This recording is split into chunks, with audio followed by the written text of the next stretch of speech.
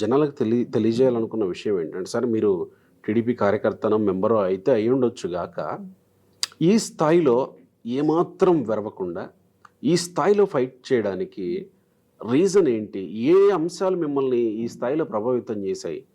జగన్మోహన్ రెడ్డి ప్రభుత్వం మీద అంటే బహుశా ఇక్కడ ఉన్న జర్నలిస్టులు మీరు చేసినంత లోతుగా పరిశీలించి వాటిని తెర మీదకు తీసుకొచ్చి కొన్నిసార్లు వాటిని ప్రజెంట్ చేయడంలో కొంత వెనకడుగు వేసి ఉండొచ్చేమో కానీ మీరు ఎక్కడ వెనకడుగు వేయలా. అంత లోతుగా పరిశీలించి ఆ స్థాయిలో టార్గెట్ చేయడానికి లేకపోతే ఆ స్థాయిలో ప్రజల్ని ఎడ్యుకేట్ చేయడానికి మిమ్మల్ని ప్రేరేపించిన అంశాలు ఏంటి?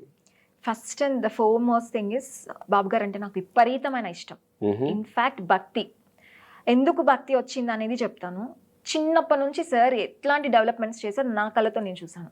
ఆ డెవలప్మెంట్స్ వల్ల ఎన్ని కుటుంబాలు బాగుపడ్డాయో నా చెవులారా విన్నాను. నా కుటుంబ సభ్యుల్లో ఉన్నారు, నా రిలేషన్స్లో ఉన్నారు, నా ఫ్రెండ్స్ సర్కిల్లో కూడా ఉన్నారు. అవన్నీ తెలిసినప్పుడు బాబు గారు అంటే తెలియని ఒక దేవదూతలాగా అనిపిస్తారు నాకు. ఎందుకంటే ఒకరికి లైఫ్ ఇవ్వడం అనేది మామూలు విషయం కాదు. దేవుడు మనల్ని పుట్టిస్తాడు, కానీ అదే స్థాయిలో మనకు ఒకరి కుటుంబానికి జీవితం ఇవ్వడం అనేది బాబు గారు చేశారు. అది చూసి పెరగడం వల్ల సార్ అంటే నాకు చాలా భక్తి.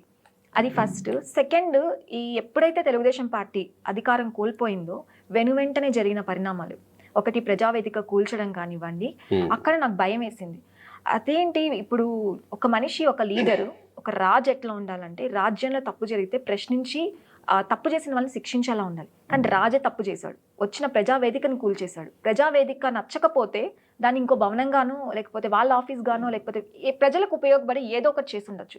కానీ జగన్మోహన్ రెడ్డి గారు దాన్ని కూల్చేశారు. సో కూల్చడంతో స్టార్ట్ అయింది. వెంటనే బాబు గారి హౌస్ మీద జరిగిన అటాక్స్ కానివ్వండి, ఫ్లడ్స్ వస్తున్నాయి, నివాసం ఖాళీ చేయాలని నాకు భయం వేసింది.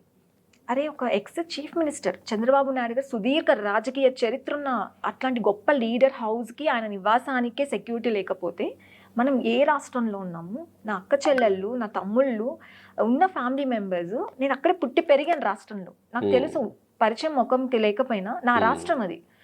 ఏమైపోతుంది అని భయం వేసింది.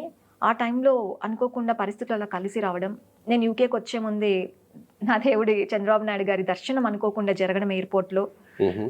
మేబీ యాదృచ్ఛికంగా జరిగినా కూడా సార్కి నేను పొలిటికల్గా హెల్ప్ నా వల్ల అయినంత చేయగలగటం, అదే దీనిలో జగన్మోహన్ రెడ్డి ఆపర్చునిటీస్ క్రియేట్ చేశారు. బికాజ్ ఆఫ్టర్ ఎలక్షన్స్ చూస్తే ఆయన మతిస్థిమితం చాలా మారిపోయింది. The way he speaks, the way he take decision. ఆయన ముఖ్యమంత్రి అయిన తర్వాత సో ఆయన యాక్షన్స్ కానీ, ఆయన మాటలు కానీ, ఆయన నడవడిక కానీ, ఆయన ఎక్స్ప్రెషన్స్ కానీ, ఆయన స్పీచ్ డెలివరీ కానీ నాకు అన్ని ప్రతిదీ ఆపర్చునిటీగా కనిపించాయి. బికాజ్ నేను డిసైడ్ అయిపోయాను, ఈ వ్యక్తి చేస్తున్న అరాచకాలన్నిటినీ అట్ ఎనీ కాస్ట్ నా ప్రాణాలను రిస్క్ తీసుకునైనా సరే నేను ప్రజలకి చూపించాలి అని నేను డిసైడ్ అయిపోయే దిగాను.